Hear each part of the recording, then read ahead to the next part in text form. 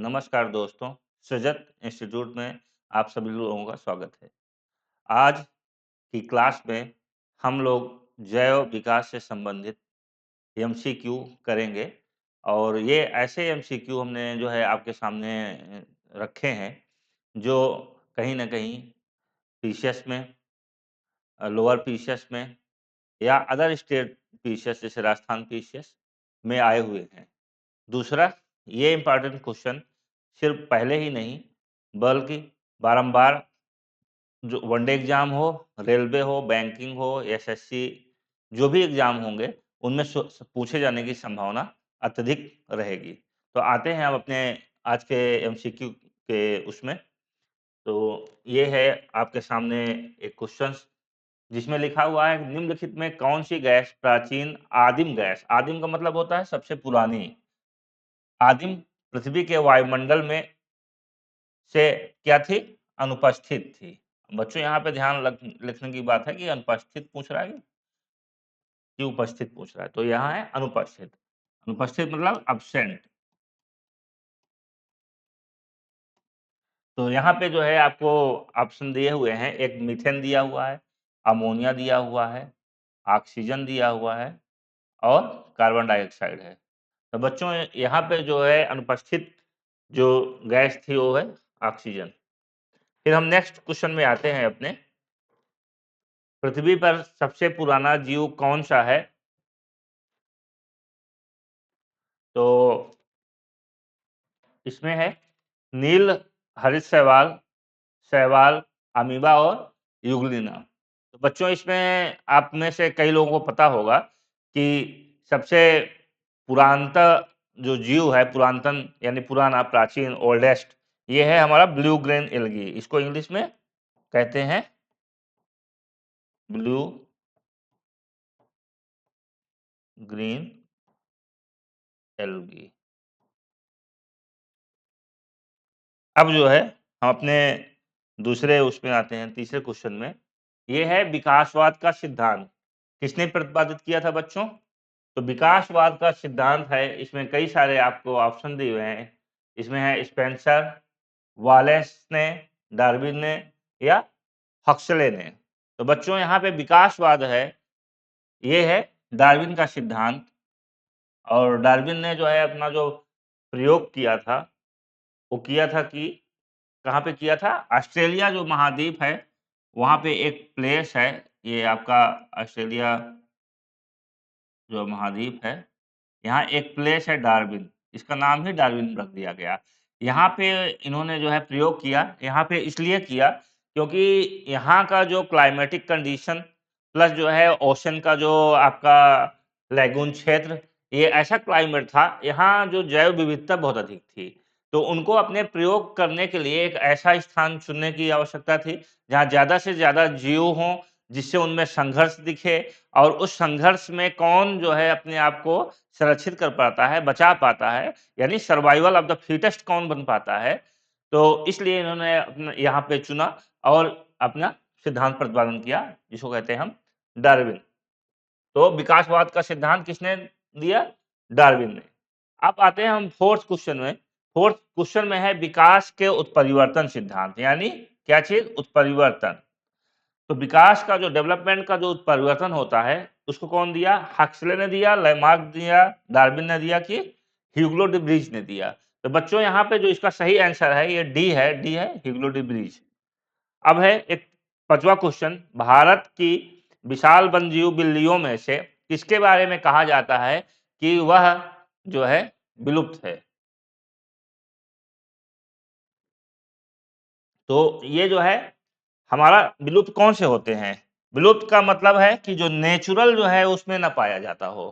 यानी जो natural environment है या नेचुरल जो हमारा इकोसिस्टम है या मान लीजिए वन का इकोसिस्टम है या कोई सा भी, या वन में ही रहेंगे ये, समुद्र में तो रहेंगे नहीं। तो इसमें जो है इस इकोसिस्टम में नेचुरली मतलब प्राकृतिक रूप से कौन नहीं पाया जाएगा? ये सारे जो है आपके बिल्लियों की प्रजाति है, तो इसमें आप चीता है, बाघ है, सिंह है, तेंदुआ है। तो आपको पता है बाघ तो भारत में जो है बहुत ज़्यादा है, 2600 के अराउंड, सिंह भी है, तेंदुआ भी है, तो इसमें है चीता। अब ये है एक 6 नंबर का क्वेश्चन, जिसमें है शब्द डेनिसोवन कभी कभी समाचार माध्यमों में किस संदर्भ में आता है? तो एक प्रकार के जो है डेनिसोवान, कौन सा शब्द? डेनिसोवान। तो एक प्रकार के डायनासोर का जीवाश्म है। ठीक, दूसरा क्या है? एक आदिम जात स्पीशीज है।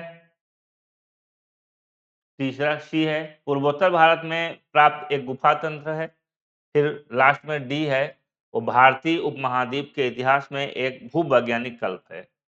तो डेनिसोवन, पहली बात, हम अगर नहीं जानते तो हम कभी कभी जो है निगेटिव से पॉजिटिव की ओर भी आते हैं, यानी जो चीज नहीं हो सकता, यानी ये नहीं हो सकता, एक कट गया। अब बचा हमारा 3। गुफा तंत्र तो है नहीं, क्योंकि पहली बात हम वैसे ही पढ़ रहे हैं जैव विकास, यानी इन दोनों में से ही कोई होगा। अब आप जो है आदिम मानव की स्पीशीज जिसको याद है वो आराम से चूज कर लेगा कि ये है डायनासोर। दूसरा क्या है? डेनिस, ये शब्द लिखा है जो कि डायनासोर से मिलता जुलता आपको दिख रहा है ना, डायनासोर। तो ये हमारा आंसर हो गया ए। अब है ये आर्कियोप्टेरिस। ये आर्कियोप्टेरिस क्या है बच्चों? आर्कियोप्टेरिस जुरैसिक युग का सर्प पुरातन जो है सबसे ज्यादा पुरातन पक्षी है, कि जुरैसिक काल का सरीसृप है, कि ट्राइएसिक काल का सरीसृप है, कि ट्राइएसिक तथा जुरैसिक दोनों कालों का सरीसृप है। तो बच्चों ये क्या है? पहली बात तो ये सरीसृप नहीं है, ये आर्कियोप्टेरिस जो है ये पक्षी है, और ये ऐसा पक्षी है कि ये पक्षी में की भी इसमें जो है कुछ लक्षण है और सरीसृप की। ये यानी ट्रांजिशन फेज में आपका आया था आर्कियोप्टेरिस। अब ये है मैमथ। मैमथ क्या है बच्चों? कुत्ता का वो है पूर्वज है, कि घोड़े का है, कि हाथी का है, कि ऊंट का? तो बच्चों इसमें जो है ये मैमथ, मैमथ क्या है? ये हाथी का है। हाथी क्या है? हाथी देखे मन मदमस्त होके चलता है ना, कहते हैं हाथी की तरह चाल, मदमस्त। तो इसी से आप याद रखिएगा मैमथ। तो मैमथ क्या है? हाथी का जो है पूर्वज है। अब आ गया डायनासोर। डायनासोर क्या थे या किस युग में थे? सिनोजोइक सरीसृप थे, कि मीसोजोइक पक्षी थे, कि एम्फीबियन? एम्फीबियन क्या है? एम्फीबियन तो जो है जैसे आपका मेढक ओढ़क होता है जो पानी और स्थल दोनों में रह लेता है, कि सरीसृप थी मीसोकाल के। तो बच्चों ये पक्षी तो आर्कियोप्टेरिस था, एम्फीबियन हो नहीं सकता। अब बचा है सिनोजोइक और मीसोजोइक। तो आपको जो है टाइम पीरियड इसमें याद रखना पड़ेगा कि जुरैसिक, जुरैसिक जो काल था, जुरैसिक, जुरैसिक काल में ही जो है डायनासोर आए थे सबसे ज्यादा जो है डायनासोर का जो विकास इसी काल में था। अब डायनासोर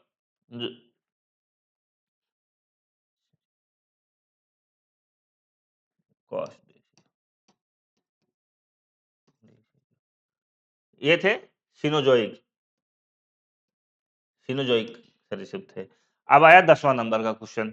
10वां है जीवों के विकास या इवोल्यूशन के संदर्भ में निम्नलिखित में से कौन सा अनुक्रम सही है? तो ये है ऑक्टोपस, डॉल्फिन, सैल। मतलब ये पूछ रहा है कि जो जीवों का विकास हुआ, जो जीवों का विकास का क्रम रहा, जैसे एक इसके बाद फिर क्या हुआ, फिर तीसरा क्या हुआ। तो इसमें जो है सबसे पहले आपको एक चीज ध्यान देना पड़ेगा कि या जैसे यहाँ पे देखिए अनुक्रम सही है, यानी बाद से सबसे पहले से बाद की ओर चलना है। अब यहाँ पे देखिए सबसे पहले ये झींगा, झींगा क्या है? मछली की प्रजाति। और मेढक क्या है? मेढक जो है हमारा एम्फीबियन में आता है। तो आप सब कोई इस चीज को भली भांति जानते हैं कि जीवों का जब विकास हुआ सबसे पहले कहाँ हुआ? समुद्र में, यानी पानी में। उसके बाद जीव धीरे धीरे करके जो है स्थल में आते हैं, और जब स्थल के क्रम में आते हैं तो उसमें सबसे पहला ऐसा जीव आता है जो आपके दोनों जगह रह सकता था, यानी पानी में भी रह सकता था और स्थल में। तो है हमारे एम्फीबियन यानी मेढक। तो अगर जो है मेढक पहले आया तो ये चीज़ें गलत हो जाएँगी क्योंकि मछली क्या है जल में ही रहने वाली है मूल रूप से, तो आगे मछली आती, तो ये क्वेश्चन हमारा गलत हो गया। अब ये देखिए यहाँ पे शार्क क्या है?